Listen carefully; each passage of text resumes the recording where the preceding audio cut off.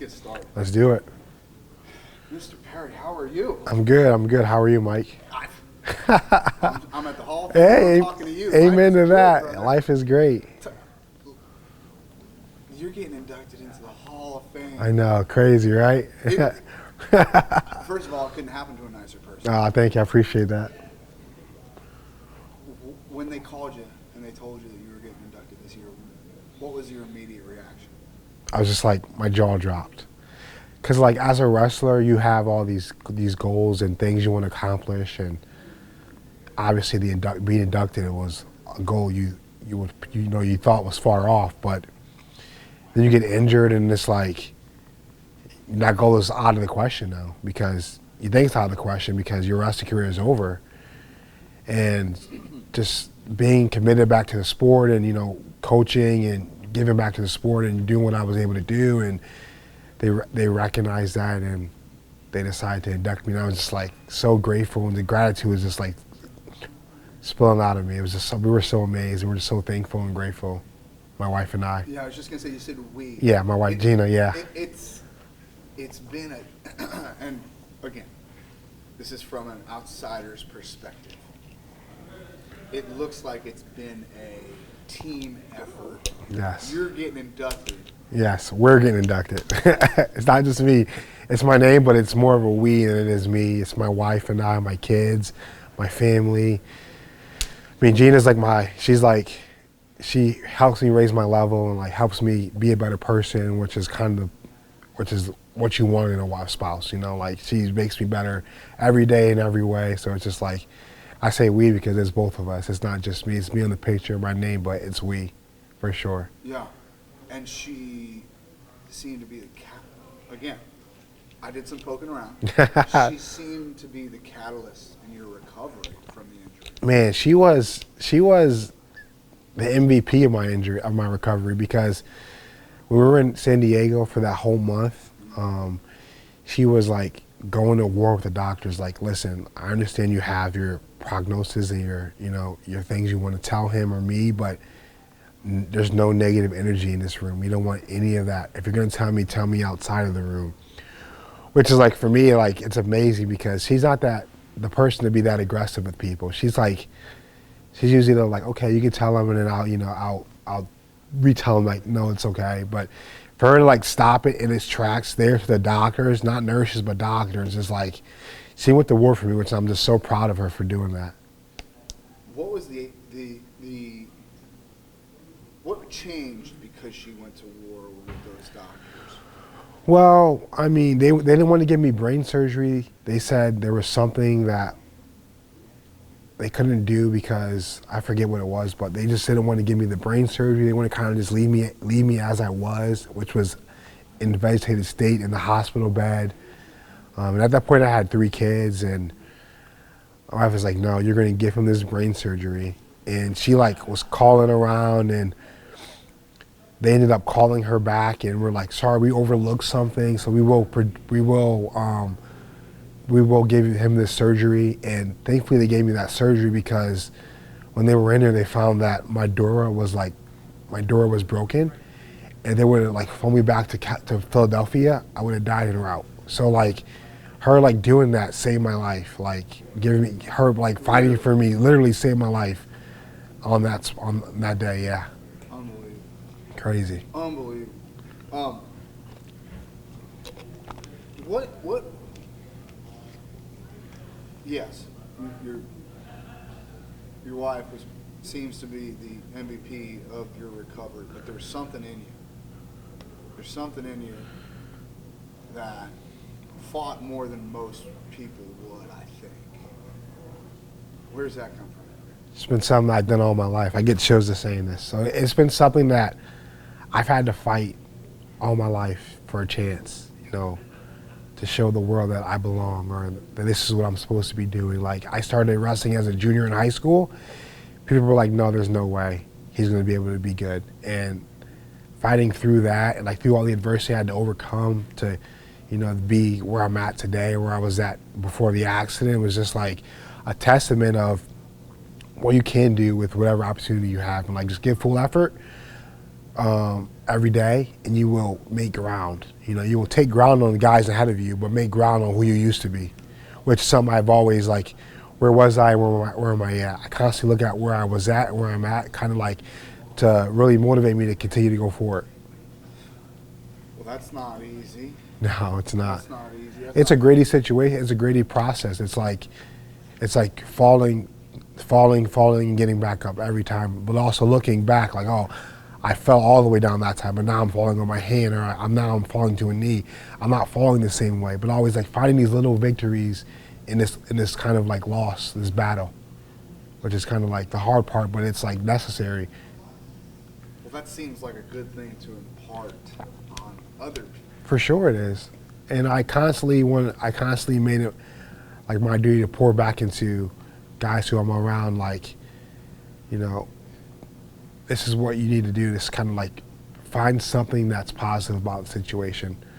You know, don't focus on the negative stuff, because that's, you know, negative is going to be the negative. But if you can find something positive, it can kind of reignite something in you that will make you, you know, do a little more, do a little better the next time, or give a little more effort. So yeah, I try to pour back to the guys that. Yeah. So there's a bunch of guys in the PRTC room that could probably use to hear that message. Yeah, I agree. How do you, because here's the thing, from every account that I've heard, you do a great job imparting that type of wisdom without being preachy. Yeah. Right? Like that's a tricky Yeah. little line to walk along. It's very tricky. I always use my life examples as this is what happened when I was in a situation, and it's how I responded. So I use like stuff I went through. It's kind of like explain like I was there too. Like I've gone through the same situation, similar situation. So I know what you're going through. I know how you feel, and I know what you need to do next. And I think doing that shows them like I've been there. It gives me like credibility of what I'm talking about, but it also shows them I care. You know, I'm not just telling them stuff they want to hear or stuff I think. I'm showing them a part of myself. I'm being vulnerable, and then I'm giving them my opinion. And when I do it that way, they value what I have to say a little bit more than if I just gave them my opinion, you know, off the cuff. By giving them that vulnerability, it really shows them like I really care about them. By sharing this, I really care for them. Aside from your wife, what one person is most responsible for you sitting here in the Hall of Fame today? I would say Brandon Slay. I mean, he's just mentored me. From the moment he got to Philadelphia, he's mentored me on the mat, as a father, as a husband, as a Christian. He's just been like the ultimate mentor to me, and I look up to him, and I just kind of like model my things I do after what he does and how he lives his life, and you know, kind of that situation. Wow, I wasn't sure that I expected that. That's interesting. There's some special things going on in Philly right now. Yes, right? yeah, it's really special. You know, Burroughs, like there's some cool stuff going on, man. Talk to me about like the evolution of the room since you've been. I mean, forget about 10 years ago. Yeah. It's just since you've been in that room. Talk to me about the evolution of the PRTC. It's growing with every year. It's growing in a positive way. From when I first started in 2015, I was the first PRTC athlete to sign on. They just continually gotten better with the things they've done, like the people they recruited, the process they've gone through, and like the guys they brought in. And like you can see it trickle down to the college guys. You know, it's really helped the college guys also kind of find their way and find what they want to do and how they want to wrestle and the person they want to become. It's grown, it's evolved. Every year it's evolving, which is like I'm amazed by. Like being there from the beginning, what it was, like where it's at now, it's like we're home to a penthouse. You know, it's like totally different. That's interesting. Yeah. It must be cool to see the level of the room raised like that. Is there? I mean, obviously JB. Yes. Right? I mean, like he's the GOAT, right? But The GOAT. who else in that room kind of surprises you on a daily basis? I would say Dave McFadden. I mean, he constantly comes ready to go to war. Like, he is not afraid of anybody or any situation. He wrestles from whistle to whistle, like full effort.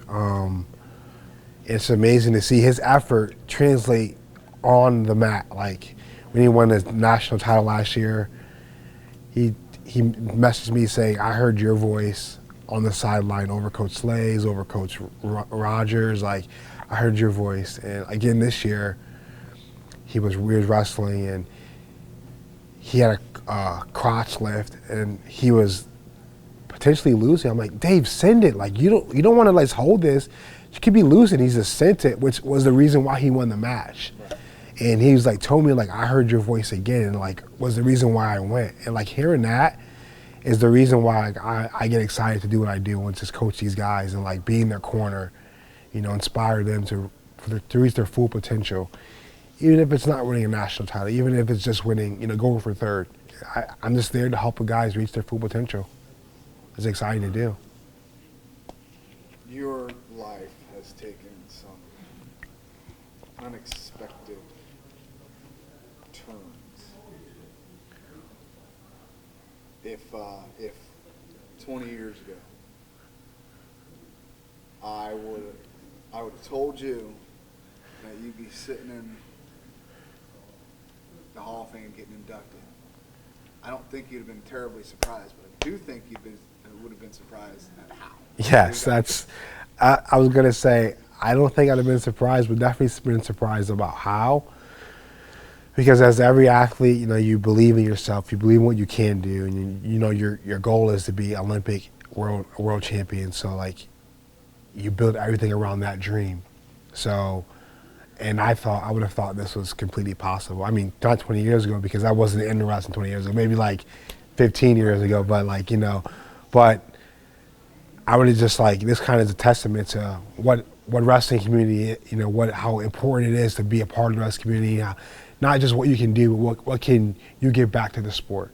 How can you use your situation to help bring up the next generation of guys, or the next group of guys, And for me, maybe it's not competing, maybe it is coaching, maybe it is being on the sideline, encouraging these guys in practice and, lifting them up and building them up, helping them be confident in themselves so they can see what I see, what we see as coaches, that they are capable of doing these amazing things and really buy into it, not just see, but buy into it.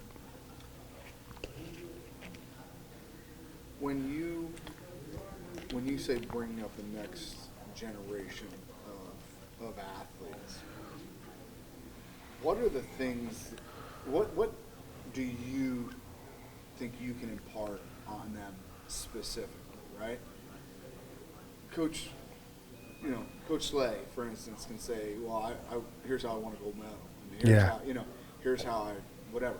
But what things can you give to the new generation of athletes coming through? I can give that I never quit attitude. I've always gave full effort. I've always been willing to go wrestle anybody, whether it was Kel Sanderson, Sadulayev, David Taylor. I was always willing to go wrestle these guys, like never back down. And I had fun. I mean, I didn't win all the matches, but I had fun doing it. I gave full effort. I can be proud of my career. And I think if you can look back at your career and be proud of what you've done, I think you've had a successful career. You're proud of what you've done on the mat and as a coach. But if it were up to you, what do you want your legacy to be in this sport? My legacy to be in this sport, that I was faced with challenges, but I overcame the challenges that I were faced with.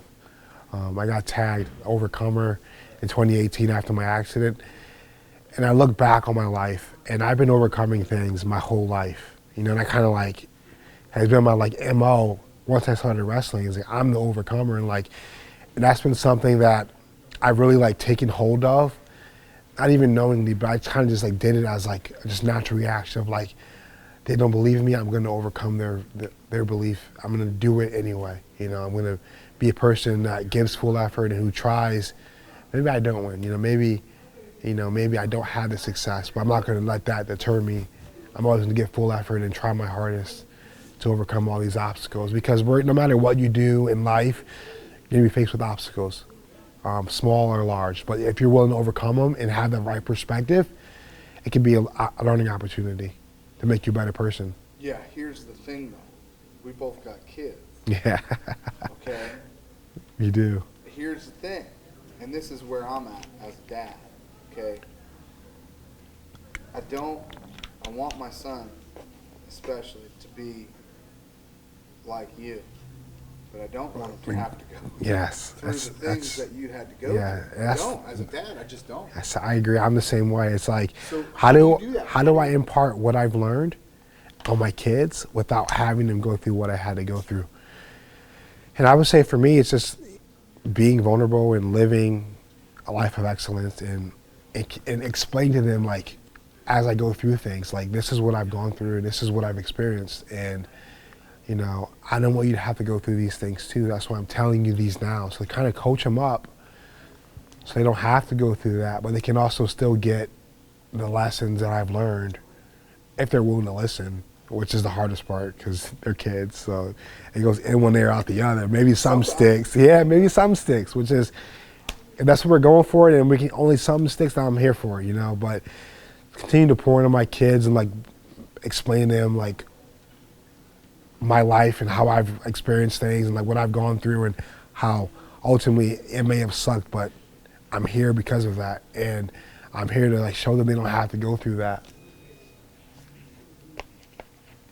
If you could go back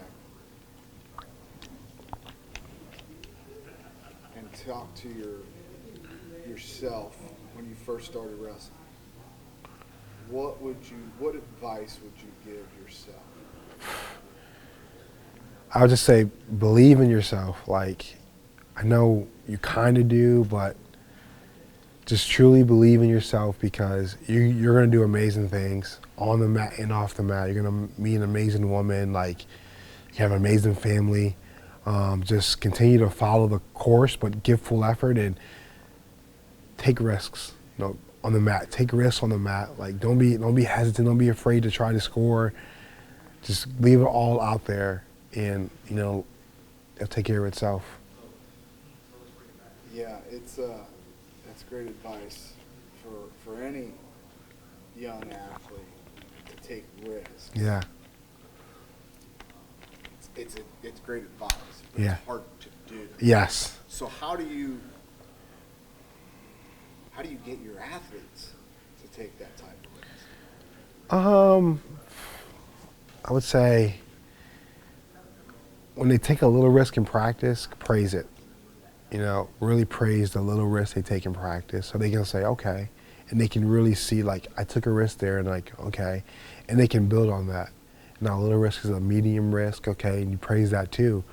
And then it kind of, like, just, maybe you develop something in them that makes them want to take more risk, and understand that risks are good. Risks are how you win.